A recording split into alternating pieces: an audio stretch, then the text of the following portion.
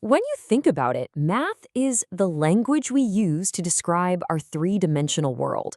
But it's not just a bunch of dry algebra. It's more like solving a really cool visual puzzle. Today, we're going to crack the code on how to find one single exact point in 3D space using just a few equations. Just look around you. Maybe at the corner of the room you're in right now. You've got two walls and a floor, all meeting at one tiny, precise spot. That's literally the intersection of three flat planes. So the big question is, could you find its exact coordinates using only algebra? Well, the answer is a big yes, and that's exactly what we're going to do. Okay, so let's dive right in. If you imagine three flat sheets, kind of like three pieces of paper floating in space, there are actually only three things that can happen when they meet. It's a surprisingly short list of possibilities, really. So, first up, you've got the most obvious one. It's just like that corner of a room we were talking about. All three planes slice through each other at one and only one common point. Now, in the language of algebra, this means our puzzle has a single, unique solution. Okay, what's the second possibility?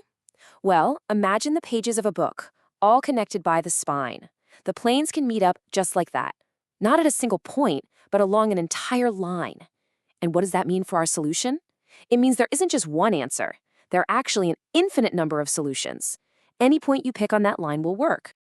And the final case? Well, what if they just don't all meet at all?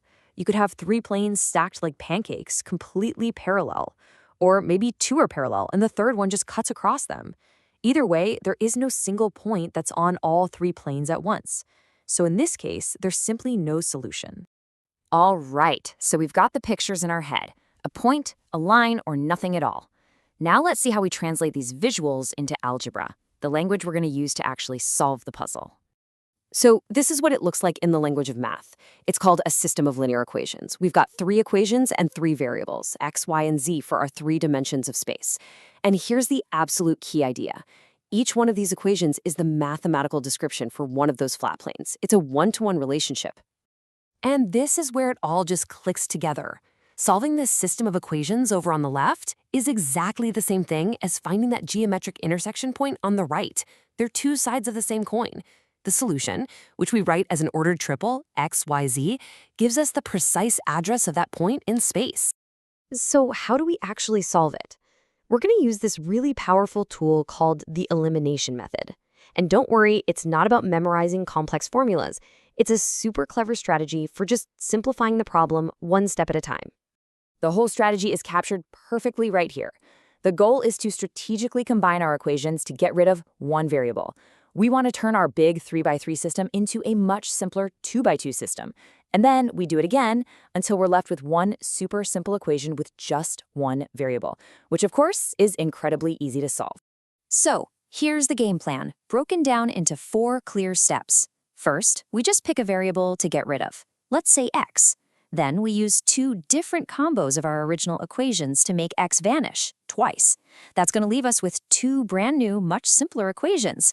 We solve that little system, and then finally, we work our way backwards to find all the other missing values.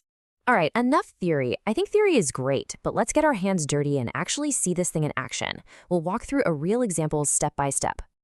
Okay, here's our system of 3 equations for today. Each one represents a different plane in space. Our mission, should we choose to accept it, is to find that one single point, that x, y, z, where all 3 of them cross paths. First things first, we're going to target the x variable. And you know what? If you look at equations 1 and 2, they're set up perfectly for us. We've got a plus x in the first one and a minus x in the second. So if we just add those 2 equations together, the x's cancel each other out. That leaves us with our first new equation, which we'll call number 4, y plus 2z equals 3. Now remember the game plan. We have to eliminate x's second time, but using a different pair of equations. So let's use equations 1 and 3. To make the x's cancel, all we have to do is multiply everything in equation 1 by negative 2. That gives us a negative 2x to cancel with the plus 2x in equation 3. And just like that, we get our second new equation, number 5. And now check this out. This is the payoff. We took a complicated 3D problem and boiled it down to this much simpler system right here. Just 2 equations with 2 variables. And would you look at that? We have a y and a minus y. If we just add them together, the y's disappear, and we're left with something incredibly simple. Z equals 2. And boom! Just like that, we have our first piece of the puzzle. This is the big breakthrough moment. We've locked in the z-coordinate of our intersection point. Believe it or not, the hard part is officially over. Now we just work backwards. It's a process called back substitution, and it's kind of like a domino effect. We take our answer, z equals 2, and we plug it back into one of our simpler equations, like number 4, to instantly find y.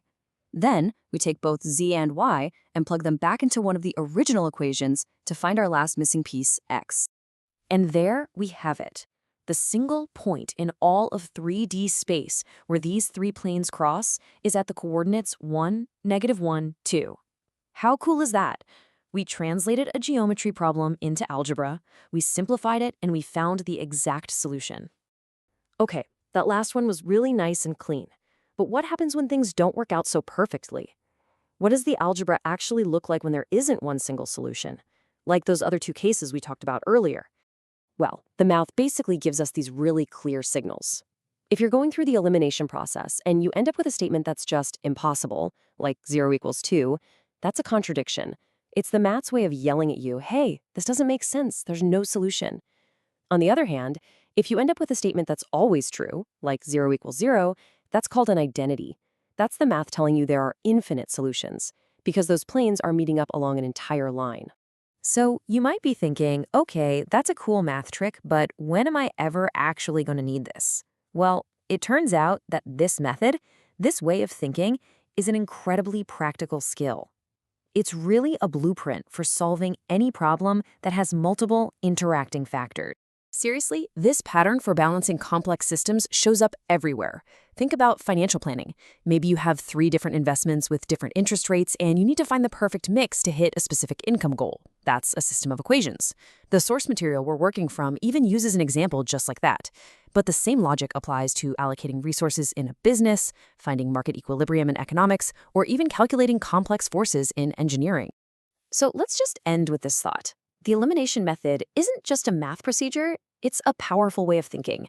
It's all about taking a big, messy, complicated problem, breaking it down into smaller, manageable parts, and then solving it piece by piece. So the question is, what complex problems in your world could you solve by using that exact same strategy?